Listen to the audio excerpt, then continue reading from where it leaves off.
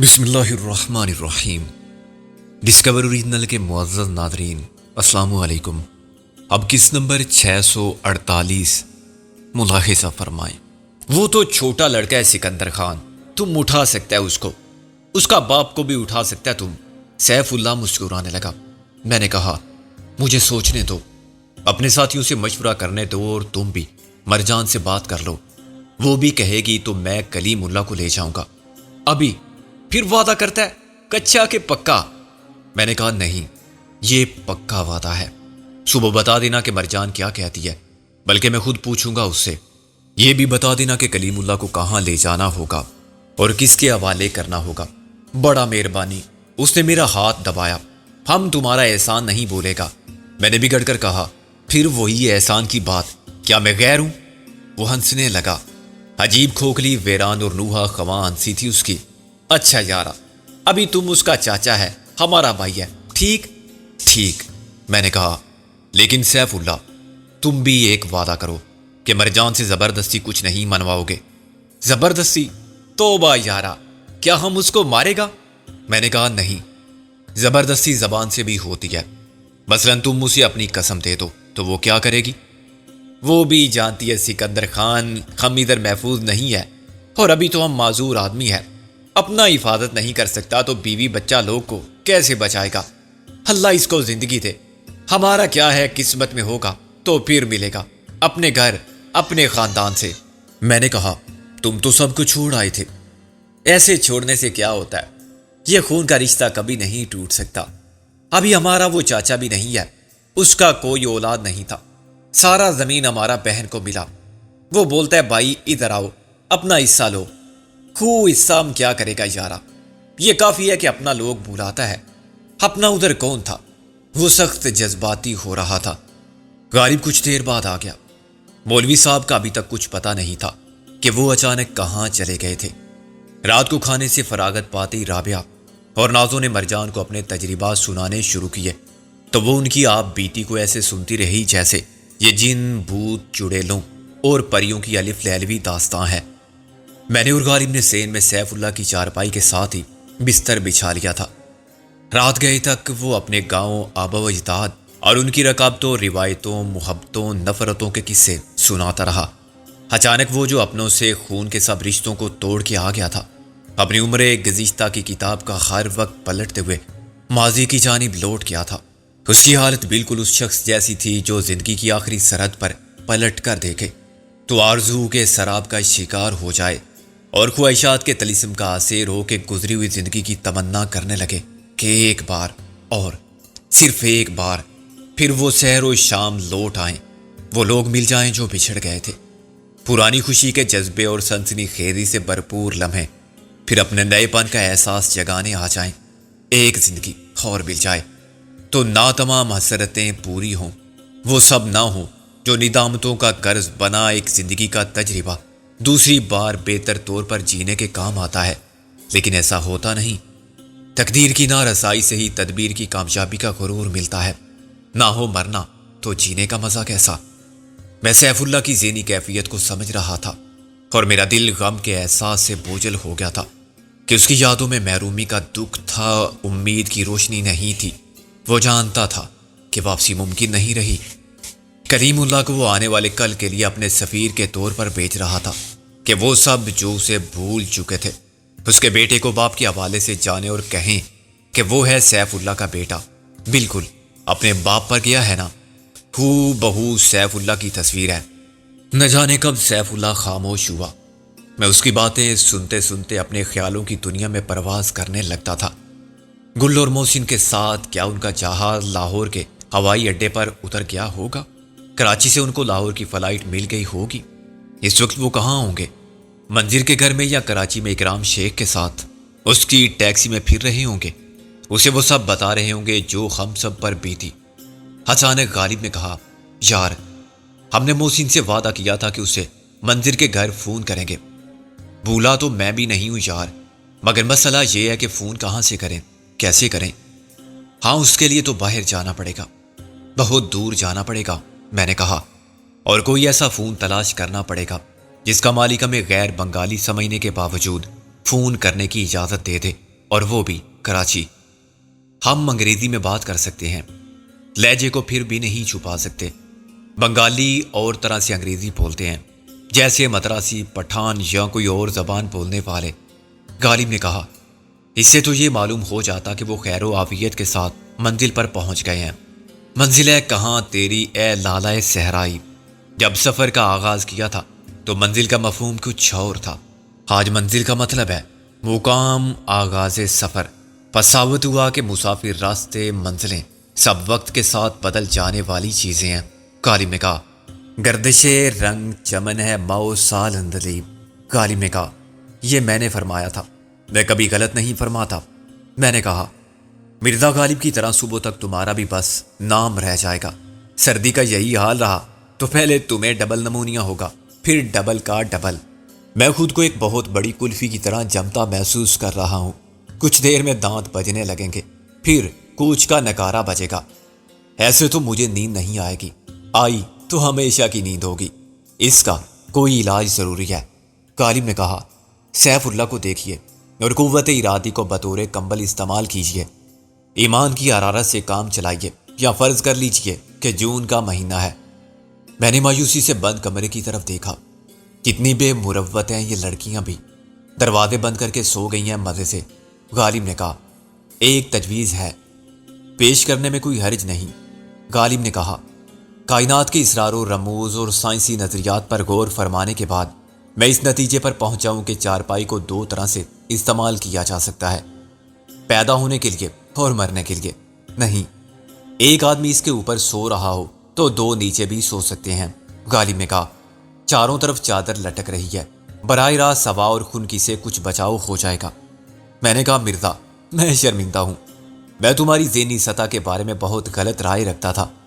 چارپائی 3 fit 6 fit کے مدفن کی طرح تھی، جس کے نیچے ہم مردوں کی طرح سیدھے لیٹنے پر مجبور تھے، مگر اس میں کوئی شک نہیں کہ نسبتاً باہر کے مقابلے میں کم سردی تھی۔ کچھ دیر بعد غالب نے کہا، یار محسن اور گل نے ہمارے فون کا انتظار کیا ہوگا، بلکہ کر رہے ہوں گے۔ کرنے دو، یہ اس سے بہتر ہے کہ ہم فون کرنے چاہیں اور خون ہو جائے ہمارا، پھر وہ ساری عمر انتظار کرتے رہیں۔ میں نے چادر سے ہاتھ باہر نکال کے جوتا اٹھایا۔ یہ لو، کیا کروں اس کا؟ غالب نے بے خیالی میں جوتا پکڑ لیا۔ کھاؤ، تمہارا منہ ایسے ہی بند ہوگا، میں سونا چاہتا ہوں۔ غالب نے آ بھری، جوتے کھا کے ہی سونا ہے ہمارا نصیب، نہ جانے وہ کب دن آئے گا جب خوشبوؤں سے مہکتی خواب گاہ میں نے کہا کٹ۔ اس کے بعد سین سنسر۔ صبح سیف اللہ نے شور مچا دیا، مرجانہ، او مرجانہ، دیکھ کوئی ہمارا مہمانوں کو اٹھا کر لے گیا۔ مرجان نے جائے واردات کا معائنہ کیا اور عادتاً کہا، ہاں۔ میں نے چادر اٹھا کے سر نکالا اور کہا، السلام علیکم۔ غالب بھول گیا کہ وہ چارپائی کے نیچے ہے۔ اس نے ہڑبڑا کے اٹھنے کی کوشش کی تو اس کا سر پٹی سے لگا۔ سیف اللہ ہنسنے لگا، پھر اپنی بیوی پر خفا ہونے لگا کہ اس نے سردی کا خیال کرتے ہوئے میں 2 کمبل کیوں نہیں دیے تھے۔ جب بیوی نے خاموش نظروں سے اسے یاد دلایا کہ گھر میں یہی ایک کمبل بچا تھا تو وہ چپ ہو گیا۔ سیف اللہ سارا دن لیٹا رہتا تھا اور جلد سو جانے کا عادی تھا۔ وہ منہ اندھیرے اٹھ گیا تھا۔ ہم بہت دیر سے سوئے تھے، مگر مرجان نے گرم سبز چائے پیش کی تو ہماری آنکھوں سے نیند کا خمار غائب ہو گیا۔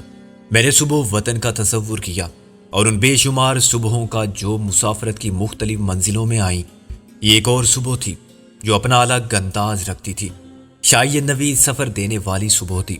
اپنے ہی وطن میں ہم پر تنگ ہو جانے والی زمین کی آخری صبح تھی، ہجر کے موسم کی الوداعی صبح تھی۔ اگلی صبح کہاں ملے گی اور اس کے بعد کتنی صبحوں کی مسافت ہوگی؟ صبح وطن کی دید تک۔ دروازے پر دستک سن کر میں نے خالی گلاس نیچے رکھ دیا۔ کون آ گیا اتنی صبح؟ سیف اللہ نے قدرے پریشانی سے کہا۔ میں دیکھتا ہوں، غالب بولا۔ اس نے ایک ہاتھ اپنی جیب میں رکھا اور کنڈی کھول کے پیچھے ہٹ گیا۔ اس کے بالکل پیچھے میں آنے والوں کا استقبال کرنے کے لیے تیار تھا، اور آنے والا غلط عزائم کے ساتھ آتا تو اسے صبح کا سورج دیکھنا نصیب نہ ہوتا۔ لیکن وہ ایک مظلوم صورت تکا بکا قسم کا نوجوان تھا جو بعد میں مخبوط الخواص بھی ثابت ہوا۔ اس کا جسم بہت بڑا تھا اور دماغ بہت چھوٹا۔ اس نے دانت نکال کر کہا، ہم کو مس کاجل نے بھیجا ہے۔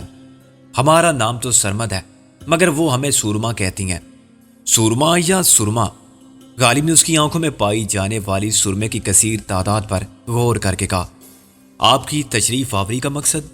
میں نے کہا، ہم سے مس کاجل نے کہا ہے کہ سورما ہمارا ایک کام کرو گے؟ ہم نے کہا کہ ہم تو غلام ہیں آپ کے۔ وہ خود کہاں ہے؟ کون؟ مس کاجل؟ وہ دھوتی کا کونا اٹھا کے ناک صاف کرنے لگا۔ ہم ان کے ساتھ تھے رات 12 بجے تک۔ ایک اینک والا گنجا اور بانس کی طرح پتلا آدمی تھا، اس سے ملنے گئے تھے۔ پتہ نہیں وہ کون تھا، اکیلا تھا اتنی بڑی کوٹھی میں۔ ہم نے تو آسانی سے اس کا گلا بھی گھونٹ دیا۔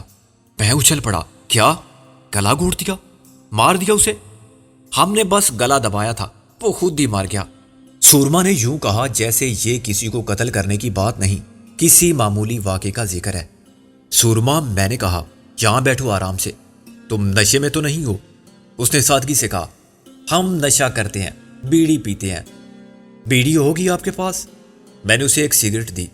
ذرا پھر بتاؤ، تم کہاں گئے تھے مس کاجل کے ساتھ؟ کس کے گھر؟ اور پھر کیا ہوا تھا؟ اس نے وہی سب دہرایا۔ ہم کو مس کاجل لے گئی تھی، ہم یہ نہیں جانتے وہ کون تھا، ہم تو پہلے کبھی اس گھر بھی نہیں گئے تھے۔ پھر تم نے کیوں قتل کر دیا اسے؟ غالب نے جھنجھلا کر کہا، یار تم آخر چیز کیا ہو؟ خود تو پاگل ہو، ہمیں بھی کر دو گے۔ یار ایسے بات مت کرو اس سے، یہ 6 فٹ قد کا آدمی ذہنی طور پر بچہ ہے اور پسماندہ ہے۔ ایسا لگتا ہے کہ کاجل نے اس کو کسی خاص مقصد کے لیے استعمال کیا تھا۔ میں نے غالب کو ایک طرف لے جا کر کہا، اچھا تم ہی پوچھو اس سے جو پوچھنا ہے۔ میں نے کہا، سورما تم کیسے جانتے ہو مس کاجل کو؟ اس نے سوال پر غور کیا۔ ہم بس جانتے ہیں، ان کے گھر میں ہی رہتے ہیں ہم۔ اچھا مس کاجل نے کہا کہ اس آدمی کو مار دو؟ اس نے اقرار میں سر ہلایا۔ جب وہ اندر گیا تو مس کاجل نے ہم سے کہا کہ سورما جب یہ دوبارہ آئے تو اس کی گردن پکڑ لینا اور خوب دبانا، اتنے بڑے بڑے ہاتھ ہیں ہمارے، یہ دیکھو۔ اس نے اپنے پنجے پھیلا کے فخر سے کہا، واقعی بہت طاقتور بھی ہو تم۔ وہ خوش ہو کے دانت نکالنے لگا۔ اس کی گردن بہت پتلی تھی، ہم نے آسانی سے دبا لی۔ مس کاجل نے کہا، شاباش، چھوڑنا نہیں ابھی، جب تک میں نہ کہوں ہم تو ساری رات نہ چھوڑتے۔ وہ ٹانگیں چلاتا رہا، پھر مر گیا تو ہم نے مس کاجل کے حکم پر اسے چھوڑ دیا۔ اس کے بعد میں اور غالب دم بخود بیٹھے رہے۔ اس کے بعد وہ سوچ کے بولا، ہم کو مس کاجل نے باغ میں ایک جگہ دکھائی۔ کون سے باغ میں؟ اسی گھر کے پیچھے چھوٹا سا باغ تھا، اس میں ایک الو بھی تھا۔ وہ ہنسنے لگا۔ مس کاجل نے ہمیں کدال اور بیلچا دیا اور کہا کہ سورما یہاں گڑھا کھودو اور اس لاش کو دبا کے مٹی برابر کر دو۔ کر لو گے یہ کام؟ ہم نے کہا، یہ کون سا مشکل کام ہے۔ پھر وہ چلی گئی۔ چلی گئی؟ کہاں چلی گئی؟ ہمیں کیا معلوم، وہ بولا، ہم تو اپنا کام کرتے رہے۔ ہم نے گہرا گڑھا کھودا، پھر اس سینک والے گنجے کو اٹھا کے لائے اور اس میں ڈال کے مٹی برابر کی، پھر ہم وہیں بیٹھے رہے۔ کیوں؟ پولیس کا انتظار کرتے رہے؟ غالب بولا۔ میں نے اسے گھور کے دیکھا۔ تم کو مس کاجل کہہ گئی ہوں گی کہ ہماری واپسی کا انتظار کرنا۔ ہاں، یہی کہا تھا انہوں نے۔ ہم پولیس کا نہیں، مس کاجل کا انتظار کر رہے تھے، وہ بولا۔ پھر وہ کب آئیں؟ وہ نہیں آئیں، سورما نے اداسی سے کہا۔ انہوں نے کسی اور کو بھیج دیا۔ کسی اور کو؟ کون تھا وہ؟ ہم نہیں جانتے، بس اس نے آ کے پوچھا، سورما کام ختم ہو گیا؟ ہم نے کہا کہ ہو گیا، مگر مس کاجل کیوں نہیں آئیں؟ اس نے کہا کہ انہوں نے بلایا ہے تمہیں، آؤ چلو میرے ساتھ۔ ہم اس کے ساتھ کار میں بیٹھ کے آ گئے۔ مس کاجل؟ میں نے گڑبڑا کے کہا، کیا اس نے کہا تھا کہ وہ یہاں ملیں گی؟ ہاں، اس نے بتایا تھا کہ اس گھر میں چلے جاؤ۔ وہ خود کہاں ہے؟ میں نے کہا۔ سورما نے کہا، ادھر گلی ختم ہوتی ہے وہاں کار میں بیٹھا ہے، الو کا پٹھا۔ غالب نے دانت پیس کے کہا، پہلے نہیں بتا سکتا تھا یہ بات؟ اس کا کوئی قصور نہیں، تم اسے روکو، میں دیکھ کر آتا ہوں۔ میں نے انگریزی میں کہا، یار میں اس گوریلے کو کیسے روکوں گا؟ اسے کہو کہ مس کاجل ابھی آتی ہیں، میں نے کہا، اور خود باہر نکل گیا۔ سورما ذہنی طور پر فاتر العقل اور اس کی باتوں نے مجھے پریشان کر دیا تھا۔ وہ جھوٹ نہیں بول رہا تھا، بلکہ کچھ زیادہ ہی سچ بول رہا تھا۔ میری سمجھ میں نہیں آتا تھا کہ اس بچے کو کاجل نے ایک آدمی کی جان لینے اور اسے زمین میں دفن کرنے کے لیے کیوں استعمال کیا تھا۔ وہ آدمی کون تھا؟ اور جو سورما کو یہاں لایا ہے وہ کون ہے؟ ان سوالات کا جواب ایک سیاہ روح چیچک سے داغدار چہرے اور لمبی مونچھوں والا کری صورت شخص تھا جو غیر ملکی ساخت کی کار میں شیشے چڑھائے بیٹھا تھا۔ مجھے دیکھ کر اس نے شیشہ اتارا اور منہ باہر نکال کے پان کی پچکاری ماری۔ ہے بابو ادھر آؤ، اس نے بدتمیزی سے کہا۔ اتنی دیر سے آیا ہے تم؟ میں نے قریب جا کر کہا۔ تم نے مجھ سے کہا ہے کچھ؟ اور کیا دیوار سے باتیں کر رہا ہوں؟ وہ بولا۔ میں نے دروازہ کھول کر اسے باہر کھینچ لیا۔ پہلی بات تو یہ ہے کہ مجھے دوبارہ بابو مت کہنا۔ بابو ایک گالی ہے میرے لیے۔ انگریزوں نے جو غلام ابن غلام کلرک زاویے بنائے تھے وہ بابو تھے۔ میں ایک عزت دار شہری ہوں۔ دوسری بات یہ کہ میں بدتمیزی پسند نہیں کرتا۔ اس نے ایک جھٹکے سے اپنا ہاتھ چھڑا لیا۔ بڑی گرم چیز ہے تو یار، میں نے کہا۔ تم بھی بہت بگڑے ہوئے ہو، بہت کچھ سکھانا پڑے گا تمہیں، ابھی تو بات کرنی بھی نہیں آتی تمہیں۔ اس نے کہا تم کو میرے ساتھ چلنا ہے ابھی۔ میں نے اس پاگل کے بچے کو بھیجا تھا کہ فوراً تم کو بلا لائے۔ وہ بیٹھ گیا ہوگا اپنی کتھا سنانے۔ تم کو کاجل نے بھیجا ہے؟ وہ بے شرمی سے مسکرایا اور آنکھ مار کے بولا، کوئی اعتراض؟ میں نے غصے کو پی کر کہا، اعتراض نہیں، ثبوت۔ کیا ثبوت ہے کہ تم کو کاجل نے بھیجا ہے؟ ثبوت کاجل سے پوچھنا یا اس سورما سے پوچھو، فالتو باتیں مجھے پسند نہیں ہیں۔ چلنا ہے تو چلو میرے ساتھ، ورنہ میں واپس جا کے اسے بتا دوں گا کہ تم نے ساتھ آنے سے انکار کر دیا۔ خود کاجل کہاں ہے؟ کاجل؟ وہ ہونٹوں پر زبان پھیر کے بولا، میرے گھر میں، تمہارا انتظار کر رہی ہے، جلدی کرو ورنہ نکلنا مشکل ہو جائے گا۔ میں نے کار پر اور اس کی نمبر پلیٹ پر ایک نگاہ ڈالی۔ یہ گاڑی کس کی لائے ہو؟ میں اب کسی سوال کا جواب نہیں دوں گا۔ تم کیا تھانے دار ہو کہ مجھ سے تفتیش کر رہے ہو؟ جو پوچھنا ہے کاجل سے پوچھنا، بلاؤ سب کو، بس اس سورما کو چھوڑ دو۔ میں پلٹتے پلٹتے رک گیا۔ کیا اس کو یہاں چھوڑ دوں؟ میں نے بنگالی تو نہیں بولی۔ سورما نہیں جا سکتا ہمارے ساتھ، نہ گاڑی میں جگہ ہے اور نہ کوئی عقل مندی ہے اس کو لے جانے میں، وہ بولا۔ ہاں، اس پاگل کو عقل مندوں نے اپنے مقاصد کے لیے استعمال کیا، اب وہ بے مصرف ہو گیا ہے، چلے ہوئے کارتوس کی طرح۔ میں اسے چھوڑ کے نہیں جا سکتا۔ تو پھر تم خود رک جاؤ، وہ بولا، بعد میں آ جانا۔ میں طے کر چکا تھا کہ اپنے غصے کو قابو میں رکھوں گا، چنانچہ میں اس حد درجہ بےہودہ اور بد زبان شخص کی ساری بد اخلاقی برداشت کر رہا تھا۔ میں ابھی تک سورما، کاجل اور اس تیسرے شخص کے رشتے کی نوعیت کو سمجھنے سے قاصر تھا، اور الجھن سے بچنے کا آسان طریقہ یہی تھا کہ وضاحت کاجل سے مانگی جائے، مگر اس سے پہلے مجھے اس خطرناک شخص کے ساتھ جانے یا نہ جانے کا فیصلہ کرنا تھا۔ میں نے رابعہ اور نازو کو تیار ہونے کا حکم دیا اور ایک طرف لے جا کر غالب کو کم سے کم الفاظ میں ساری صورتحال سمجھانے کی کوشش کی۔ میرا خیال ہے کہ کاجل نے اپنے آپ کو داؤ پر لگا کے یہ بازی کھیلی ہے۔ اس نے سورما سے کسی کو قتل کرا کے جرم کا نشان بھی مٹوا دیا ہے۔ سورما کے بیان کے مطابق وہ کوٹھی میں اکیلا تھا، کسی نے یہ جرم سرزد ہوتے نہیں دیکھا، اور یوں سورما بچ گیا۔ اگر کوئی دیکھ لیتا تو سورما ہی پکڑا جاتا۔ کاجل صاف بچ جاتی کیونکہ وہ کہیں اور چلی گئی تھی۔ کہیں اور؟ کہاں؟ غالباً اس خبیث کے پاس۔ مجھے شبہ ہے کہ اس کے اور کاجل کے درمیان ایک غیر قانونی اور غیر اخلاقی سودا ہوا، جس کی رو سے یہ طے پایا کہ یہ شخص ہمیں سرحد پار کرائے گا اور ہمارے لیے سب کچھ کرے گا۔ میں نے کہا اس کی خدمات مشروط تھیں اور کاجل کو شرائط کا علم تھا، چنانچہ اس کی خدمات کے بدلے میں کاجل نے وہ سب کچھ کیا جو اس نے چاہا۔ غالب نے تلخی سے کہا، ہاں، یہ سودا غالباً ایسے ہی ہوا، اس ساتھ سے دے اس ساتھ سے لے۔ یہ کاجل نے اچھا نہیں کیا۔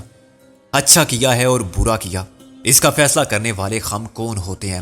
میں نے کہا یہ کاجل کا ذاتی فعل تھا جس کے لیے ہم نے اسے مجبور نہیں کیا تھا۔ اگر ہمیں معلوم بھی ہو جاتا کہ حصول مقصد کے لیے کاجل یہ طریقہ اختیار کرے گی تو ہم اسے منع کر دیتے۔ ایسی آزادی پر ہم مسیری کو ترجیح دیتے۔ یہ ڈائلاگ اب بیکار ہے، میں نے کہا۔ اب ہم انکار بھی نہیں کر سکتے، ورنہ کاجل کی قربانی اور اس کی تمام جد و جہد رائے کہاں جائے گی۔ کاجل نے سورما سے قتل کرایا، ایک معصوم بچے کو جو صرف طاقتور جسم رکھتا تھا قاتل بنا دیا۔ غالب بولا، بڑی بے رحمی ہے یہ، آخر وہ انسان ہے، اسے کسی سدائے ہوئے جانور کی طرح اپنے اشاروں پر چلانا اور اس کے ہاتھوں کسی دوسرے انسان کا خون کرا دینا ایسی بے حسی کے ساتھ، یہ جرم ہی نہیں بلکہ بہت بڑا گناہ ہے سکندر، قابل شرم۔ کاجل کے اپنے گناہ سے زیادہ شرمناک۔ اب یہ حرام زادہ کہتا ہے کہ سورما کو یہاں چھوڑ دو، پھر تم ہی بتاؤ کہ ہم کیا کریں؟ سورما کو کیسے ساتھ لے جائیں؟ وہ تو پاگل ہے، کہیں بھی پھر سچ بولنا شروع کر دے گا تو ہمیں بھی مروا دے گا، اور ہم سیف اللہ کے بیٹے کی ذمہ داری بھی قبول کر چکے ہیں، یہ ہمارے لیے آخری موقع ہے۔ سکندر، کیا یہ آدمی بھروسے کے قابل ہے؟ کہیں یہ جھوٹ ہی نہ بول رہا ہو، وہ ہمیں کاجل کے پاس نہ لے جائے، کہیں اور لے جائے، کیا پتہ اس نے کاجل کو بھی مار دیا ہو۔ یہ کیسے ہو سکتا ہے؟ سب کچھ تو ہو چکا ہے سکندر، اب کیا نہیں ہو سکتا؟ وہ گاڑی کس کی لایا ہے؟ غیر ملکی گاڑی ہے، کسی فارن مشن کی؟ غالب نے کہا، یہی سمجھ لو، نمبر پلیٹ مہاراشٹر کی ہے، گاڑی امریکن ہے، بہت بڑی۔ میں نے کہا، اور میرا خیال اسی بد نصیب کی ہے جسے ہوش سے بیگانگی اور نادانستگی میں سورما نے خود مار کے اپنے ہاتھوں سے دفن کر دیا تھا۔ غالباً کار حاصل کرنے کے لیے کاجل نے ایسا کیا۔ اس نے تو کہا تھا کہ گاڑی خریدے گی، نمبر پلیٹ بنوائے گی۔ غالب نے برہمی سے کہا، یہ کاجل ہی بتائے گی کہ اس نے مشکل طریقہ کیوں اختیار کیا۔ میں ایسا کرتا ہوں کہ پہلے اکیلا جاتا ہوں اس شخص کے ساتھ۔ وہ کیوں؟ غالب بولا، میں نے کہا یہ دیکھنے کے لیے کہ اس میں کوئی دھوکہ تو نہیں ہے، اور آپ خود شکار ہو گئے پھر اس کی زندگی میرے پاس گروی رہے گی۔ میں نے کہا، یہ بات میں اسے اچھی طرح سمجھا دوں گا، وہ مجھے لے کر جائے گا تو واپس بھی لائے گا، ورنہ میں اس کی لاش سڑک پر پھینک سکتا ہوں اور خود گاڑی لے کر واپس آ سکتا ہوں۔ یہ بہت خطرناک کام ہے، میں تمہیں اکیلا جانے نہیں دوں گا۔ عقل سے کام لو یار، تم لڑکیوں کو تیار کرو، میں نے کہا، اور غالب کے کچھ کہنے سے پہلے باہر نکل گیا۔ وہ شخص پھر شیشے چڑھائے بیٹھا تھا۔ ان سیاہ شیشوں کے اندر بیٹھا ہوا آدمی نظر نہیں آتا تھا، مگر اندر سے باہر دیکھا جا سکتا تھا۔ اب کیا ہو گیا؟ باقی لوگ کیوں نہیں آئے؟ اس نے شیشہ اتار کے ناگواری سے کہا۔ میں دروازہ کھول کر اس کے ساتھ بیٹھ گیا۔ میں چل رہا ہوں تمہارے ساتھ، باقی لوگ جائیں بھاڑ میں۔ کیا مطلب؟ میں کوئی بنگالی تو بول نہیں رہا ہوں، میں نے اسی کی بات دہرائی۔ وہ نہیں جانا چاہتے تمہارے ساتھ تو پھر کہیں بھی جائیں، تم چلو۔ وہ بے یقینی سے مجھے دیکھتا رہا، مگر کاجل نے کہا تھا جو کاجل نے کہا تھا وہ کاجل پھر کہہ دے گی۔ میں نے ریوالور نکال دیا۔ دیکھنا یہ ہے کہ تم کو کاجل ہی نے بھیجا ہے یا اس کے دشمنوں نے۔ اوہ، تمہیں مجھ پر اعتبار نہیں ہے گویا؟ اس نے گاڑی سخت غصے میں سٹارٹ کی اور اتنی تیزی سے واپس لے گیا کہ ایک دوتی والا جو مسواک کرتا آ رہا تھا خود کو بچانے کی کوشش میں دیوار سے ٹکرا گیا۔ بلا شبہ گاڑی بہت اچھی تھی، ڈرائیور اس سے بھی اچھا تھا، مگر اس کی صورت سے زیادہ سیرت مکروہ تھی۔ غصے میں وہ اور بھی بھیانک لگ رہا تھا۔ اس نے میری ریوالور نکالنے پر کوئی احتجاج نہیں کیا تھا اور نہ تبصرہ۔ اس نے گاڑی چلاتے ہوئے ایک بار بھی میری طرف نہیں دیکھا اور یہ نہیں پوچھا کہ میں ریوالور پکڑے کیوں بیٹھا ہوں۔ وہ 60-70 میل کی رفتار سے شہر میں گاڑی دوڑاتا رہا۔ آدھے گھنٹے میں اس نے جتنے موڑ کاٹے خطرناک انداز میں کاٹے۔ ہر بار مجھے لگتا تھا کہ گاڑی الٹ جائے گی۔ وہ مجھے دہشت زدہ کر کے مجھ پر ایک نفسیاتی غلبہ حاصل کرنا چاہتا تھا، اور میں اسے محتاط ڈرائیونگ کا مشورہ دے کر یہ ظاہر نہیں کرنا چاہتا تھا کہ میں خوفزدہ ہوں۔ جب اس نے گاڑی کو ایک دم بریک لگا کے روکا تو میرا سر ڈیش بورڈ سے ٹکرایا۔ میں نے دل ہی دل میں اسے گالی دی۔ وہ مسکرایا۔ جاؤ، اس دروازے سے اندر جا کے مل لو کاجل سے۔ میں نے کہا، تم نہیں چلو گے؟ وہ کہکا مار کے ہنسا۔ میں اور وہ رات بھر مل چکے ہیں۔ اگر ممکن ہوتا تو یہ بات سن کے میں اسے گولی مار دیتا، مگر میں سب کچھ برداشت کرنے پر اور نظر انداز کرنے پر مجبور تھا۔ میں نے دروازے پر دستک دی تو مجھے کاجل کا چہرہ نظر آیا۔ وہ جیسے دروازے سے لگی کھڑی تھی، اس کی ظاہری حالت میں یہ اڑی اڑی سی رنگت، یہ کھلے کھلے سے گیسوں، تیری صبح کہہ رہی ہے تیری رات کا فسانہ والی کوئی بات نہیں تھی۔ وہ بہت نکھری ہوئی اور دھلی دھلائی بال سنوارے، میک اپ کیے اور بہترین استری کی ہوئی ساری باندھے کھڑی تھی۔ تم اکیلے آئے ہو؟ باقی سب کہاں ہیں؟ میں نے کہا، میں اس شخص پر آنکھ بند کر کے بھروسہ نہیں کر سکتا تھا جس کے ظاہر و باطن سے خباثت ٹپکتی ہے۔ کون ہے یہ جابر ہے۔ میں نے کہا تھا، تم نے جو کہا تھا وہ نہیں کیا، اور جو کیا وہ سب غلط تھا، مگر میں یہ بحث کرنے نہیں آیا ہوں۔ میں نے کہا، ایک بات تو مجھے تصدیق کرنی تھی کہ اسے تم ہی نے بھیجا ہے، دوسرے یہ پوچھنا تھا کہ تم سورما کو کیا سمجھتی ہو، وہ انسان ہے یا قربانی کا بکرا؟ تم نے اس سے ایک قتل کرا دیا، اس قتل کا سراغ مٹوایا، اور اب چاہتی ہو اسے لاوارث چھوڑ دیا جائے؟ کاجل کا رنگ اڑ گیا۔ اس کے وارث بن کے تم ثواب کمانا چاہتے ہو تو بے شک ساتھ لے آؤ، مگر یہ سمجھ لو کہ اس کی موجودگی ہم سب کی زندگی کے لیے موت کا پیغام بن جائے گی۔ تم سنبھالو گے اسے، وہ قربانی کا بکرا ہے یا نہیں۔ انسان کی شکل کا ایک جاندار ضرور ہے جسے برے بلے اور اپنے پرائے کی تمیز نہیں۔ وہ حالات کے رحم و کرم پر زندہ ہے۔ اس کی بہتری اسی میں ہے کہ اسے یوں ہی چھوڑ دیا جائے۔ یہ تم نے کل رات کیوں نہیں سوچا تھا؟ فضول باتیں مت کرو، یہ جنگ ہے فنا اور بقا کی۔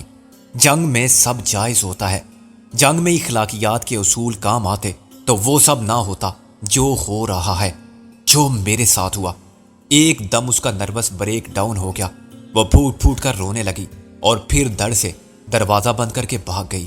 میں چند سیکنڈ بے وقوفوں کی طرح کھڑا رہا، پھر شکست خوردگی کے احساس سے مفاہمت کر کے واپس ہوا اور گاڑی کا دروازہ کھول کر بیٹھ گیا۔